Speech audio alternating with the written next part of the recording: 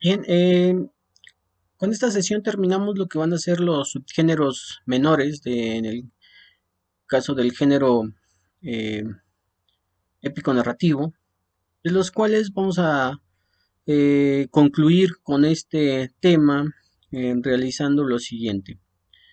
Decirles que en el caso de la fábula, como uno de los primeros subgéneros menores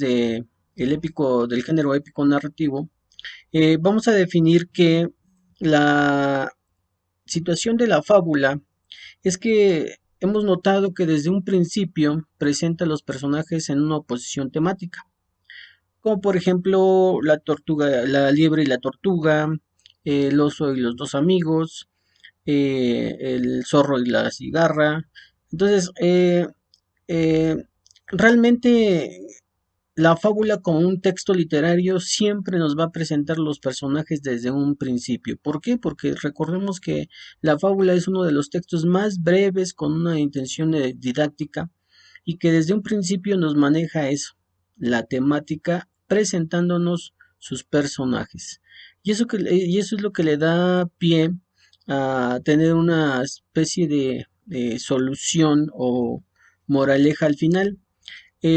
También hemos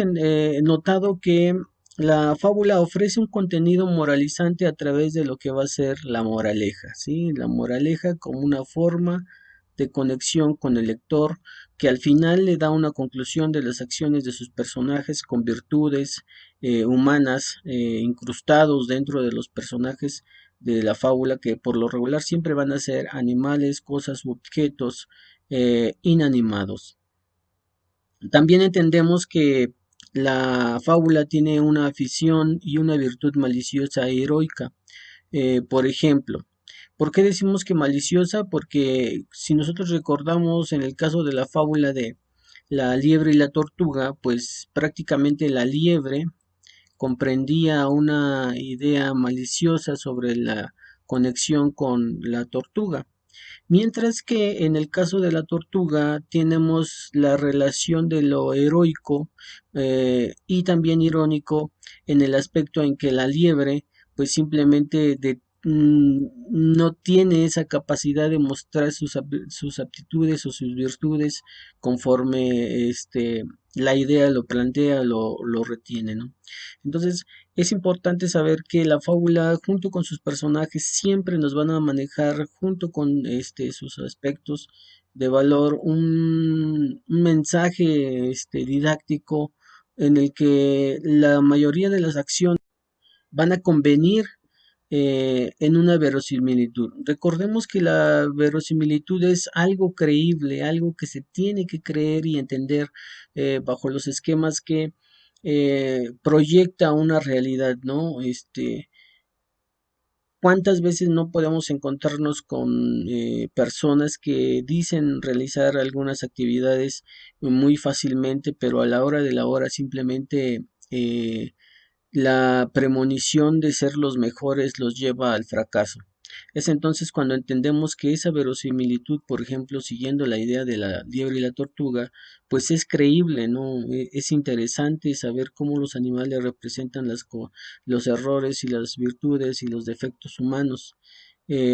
¿Por qué? Porque son, en el caso de la fábula, es un texto inventivo con una gran carga de imaginación dentro de sus acciones para poder nosotros representar la vida cotidiana mediante un texto. Y más que un texto, es un pequeño o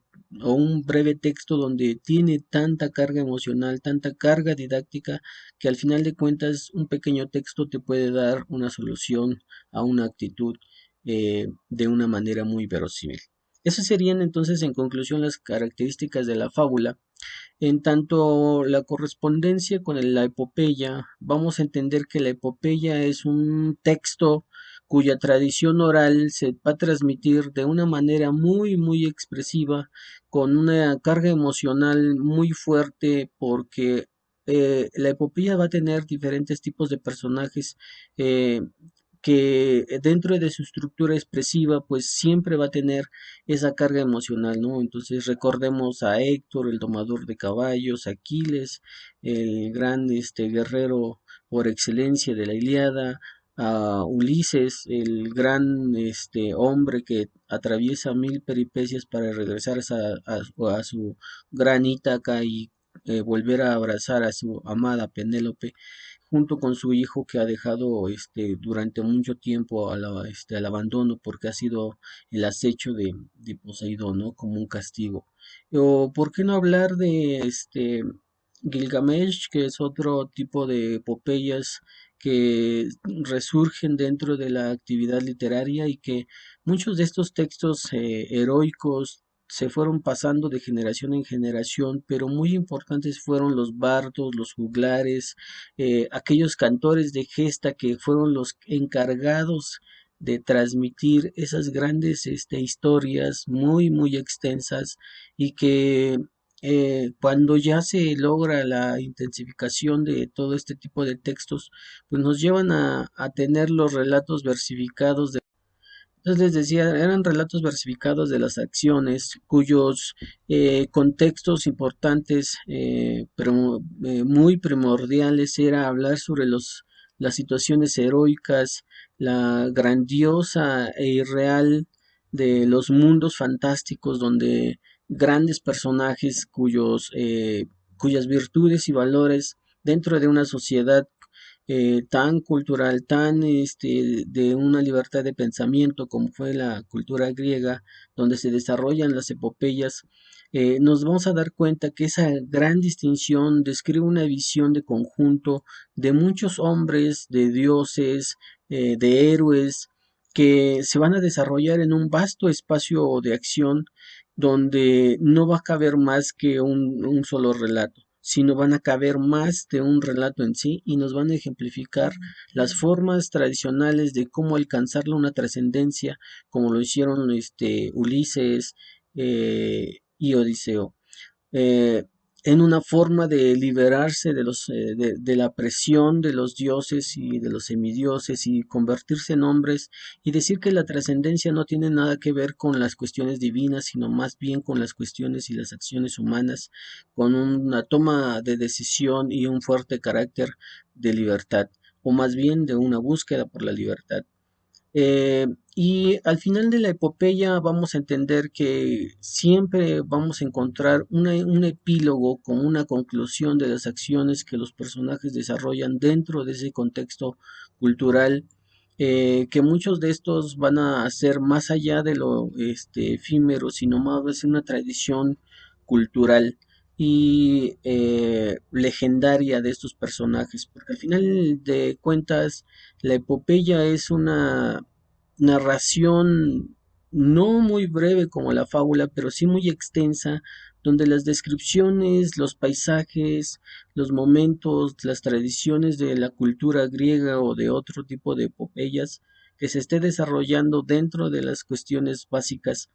de una narración épica y heroica, pues nos van a llevar a entender que la epopeya fue el primer contexto eh, de una serie de narraciones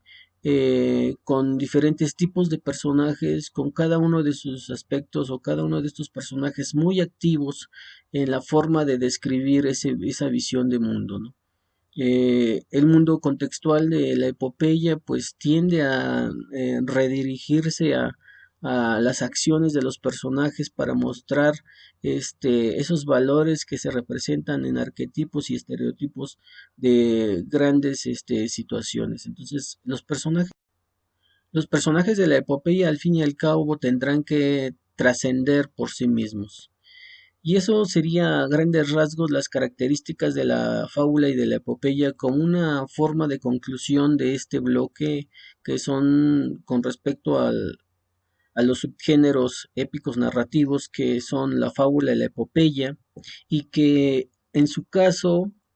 la leyenda y el mito es lo que ustedes van a concluir como tema principal, ¿no? Entonces, así como hemos anotado las características de cada uno de la epopeya y de la fábula, ustedes también harán lo mismo, anotándonos sus conclusiones eh, con respecto a la leyenda y el mito este, en lo que ustedes han entendido a lo largo de este pequeño bloque de los subgéneros épicos narrativos. Entonces, les dejo de tarea que les dejo el ejercicio que hagan para que ustedes anoten las características de la leyenda y las características del mito, y así concluimos este bloque de subgéneros épicos narrativos. Gracias, bye bye.